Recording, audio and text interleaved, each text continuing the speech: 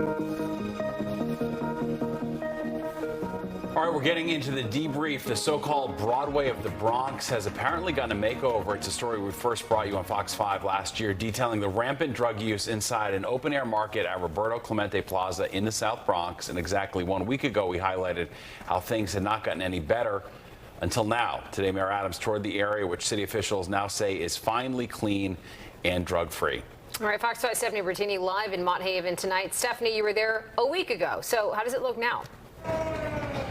You know, it does look very different than it did a week ago, and I'll tell you one reason. When we were here, we started here last week on Wednesday, and we were here because there was a news conference underway. Congressman Richie Torres was standing with community leaders in the interest of business owners in the area to basically express their concerns, which were that this is creating a situation where people don't want to come to this area. People don't want to spend money.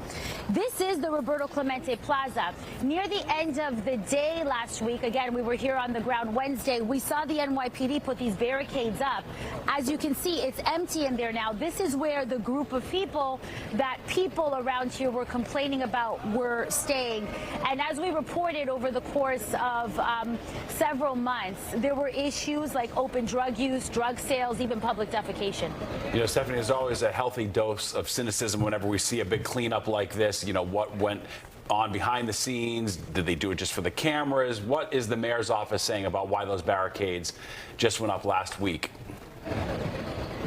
Right. So, you know, the mayor did say today, because he was here in the area, touring the area today, that there's been efforts to clean up the area for some time. But again, we just saw those barricades go up last week. So we had the thought, you know, today Congressman Torres has the news conference. All of a sudden, we saw the barricades come up. Now, a week later, we do see the area still clear. But the question is, Stephen, Bianca, how long will it stay like this? And some people in the area are saying maybe this is too strict of a measure.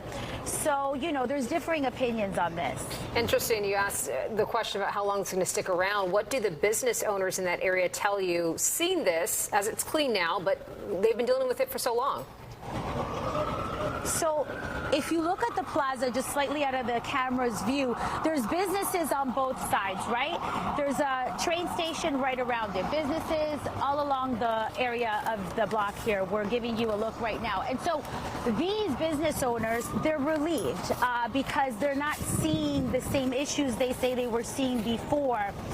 But overall, the question is in place, how long will this last? And for people who live in the neighborhood, there's this fine line because, as one man put it to me today, okay, now the area is barricaded. All right, so these individuals that certain people didn't want around are not here. But what about the rest of us? As you can see, the public still can't use the area. So that's another concern that's being thrown around.